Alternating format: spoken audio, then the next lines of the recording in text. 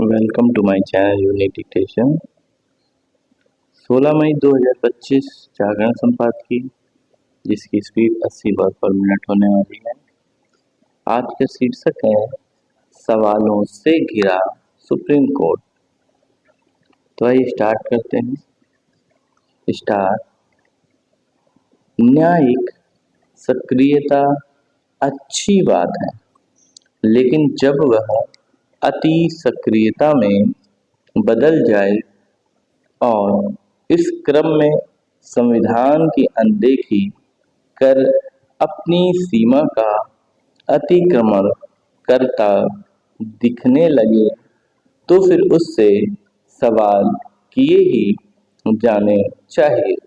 यह आवश्यक ही नहीं, अनिवार्य था कि राष्ट्रपति द्रौपदी मुर्मू सुप्रीम कोर्ट से अन्य प्रश्नों के साथ यह पूछती कि जब संविधान में विधेयकों की मंजूरी के लिए समय सीमा का प्राविधान नहीं है, तो फिर वह यह काम कैसे कर सकता है।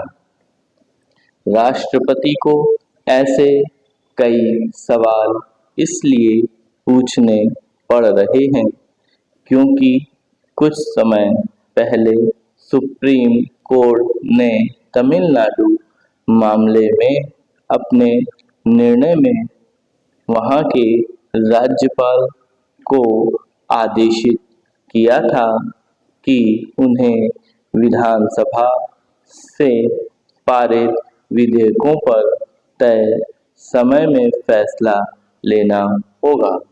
उसने यह भी कहा था कि राज्यपाल की ओर से भेजे गए विधेयकों पर राष्ट्रपति को 3 महीने के भीतर फैसला लेना होगा और यदि तय समय सीमा में फैसला नहीं लिया जाता तो राष्ट्रपति को राज्य को इसका कारण बताना होगा।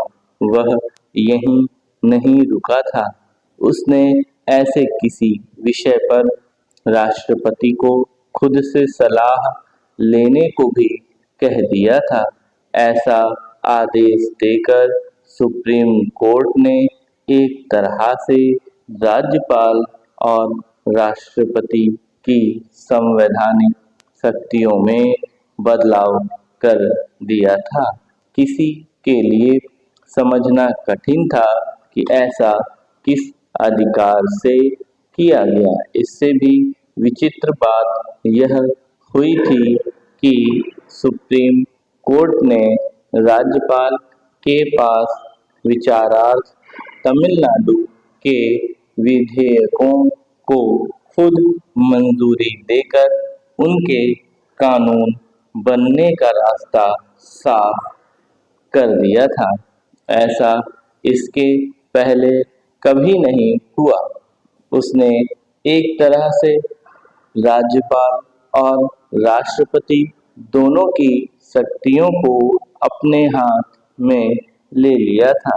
इसी कारण इस फैसले पर सवाल उठे थे और उप राष्ट्रपति जगदीप धनखड़ ने तो सुप्रीम कोर्ट को निशाने पर लेते हुए तीखी टिप्पणी की थी। सुप्रीम कोर्ट के उक्त विवादित और हैरान करने वाले फैसले पर इसलिए और भी सवाल उठे थे क्योंकि वह फैसला 2 न्यायाधीशों की पीठ ने दिया था, किसी संविधान पीठ ने नहीं।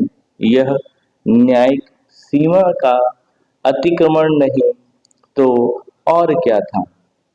इससे इनकार नहीं कि राज्यपाल कई बार विधानसभा से पारित विधेयकों पर कोई फैसला नहीं लेते और महीनों उन्हें दबाए बैठे रहते हैं।